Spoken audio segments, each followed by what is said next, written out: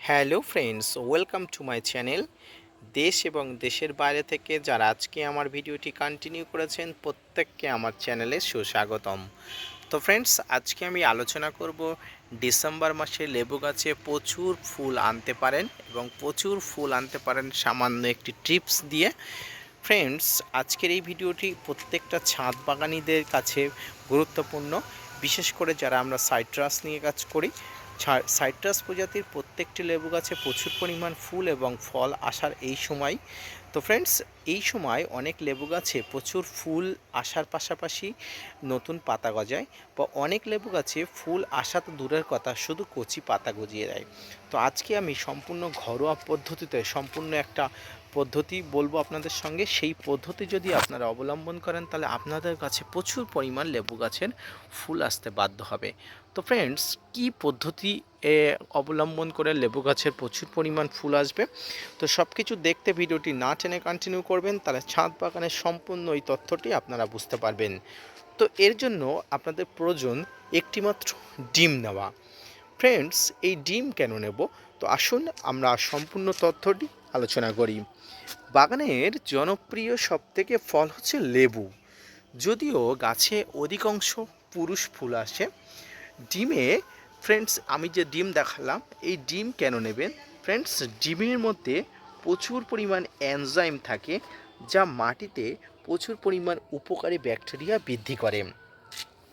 একটি পাত্রে এই ডিমটাকে ভেঙে নিতে হবে। এই ডিমটাকে ভেঙে নিতে হবে এবং এই ডিমের কুসুমটাকে আমাদের দরকার নেই। ডিমের যে সাদা অংশ থাকে, এই সাদা অংশটা আমাদের খুবই দরকারি। তো একটি পাত্রে জলের সঙ্গে ওই সাদা অংশটাকে আমাদের মিশিয়ে নিতে হবে। অপর একটি পাত্রে জল নিতে হবে, এর সঙ্গে নিতে হবে ব্যবহার করা চা পাতা বা অব্যবহৃত চা পাতা। আপনারা যদি ব্যবহার করা চা পাতা নেন তাহলে 1 চামচ নেবেন, এবং অব্যবহৃত চা পাতা নিলে আপনারা হাফ চামচ নেবেন। ফ্রেন্ডস, যদি আপনারা ব্যবহৃত চা পাতা নেন, চায়ের পাতাটা আগে থেকে ভালো করে ধুয়ে নেবেন, কারণ এর ভিতরে দুধ এবং চিনির মিশ্রণ থাকলে হিতে বিপরীত হতে পারে। সেই জন্য আপনারা অবশ্যই ব্যবহৃত চায়ের পাতা নিতে গেলে অবশ্যই ধুয়ে নেবেন। এবারে ওই ব্যবহৃত চায়ের পাতা জলে ভালো করে গুলে নিতে হবে। এরপরে নিতে হবে কলার খোসা।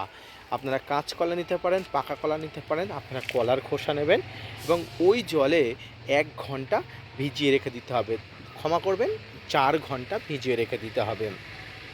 এই 4 ঘন্টা পরে চা পাতা ও কলার খোসা দ্রবণের মধ্যে পটাশিয়াম, প্রচুর পরিমাণ পটাশিয়াম এবং নাইট্রোজেনের উৎস তৈরি হবে। ফ্রেন্ডস, আপনারা জানেন কলার খোসার মধ্যে প্রচুর পরিমাণ পটাশের উৎস থাকে, এবং চায়ের পাতার মধ্যে প্রচুর পরিমাণ নাইট্রোজেনের উৎস থাকে, এবং ডিমের মধ্যে প্রচুর পরিমাণ এনজাইম থাকে।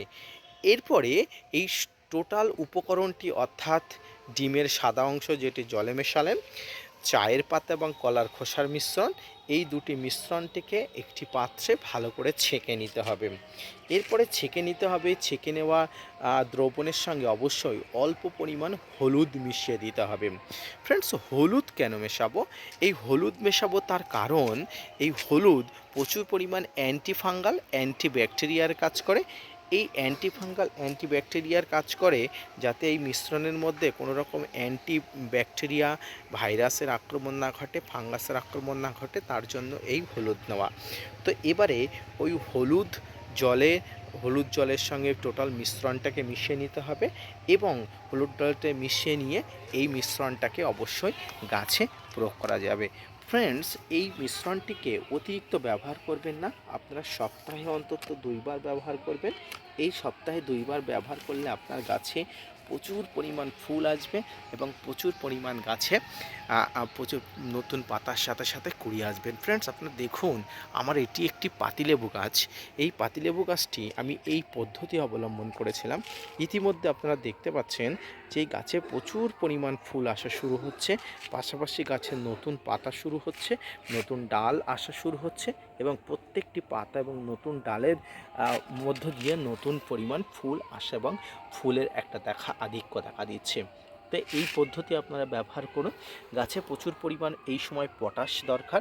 পটাশের আধিক্য কমানোর জন্য আপনারা শুধুমাত্র কলার খোসা ভিজানো জল দিতে পারেন, বা আপনারা 0050 বা আপনারা লাল পটাশ দিতে পারেন। তবে আমি আপনাদের আমি আপনাদের বলবো যে লাল পটাশ না দেওয়াই ভালো। এই সময় আপনারা যদি 0050 দিতে পারেন অবশ্যই ভালো হয়, এবং যদি জৈবিক পদ্ধতি দিতে চান অবশ্যই আপনারা কলার খোসা একদিন ভিজিয়ে অবশ্যই দিতে পারেন।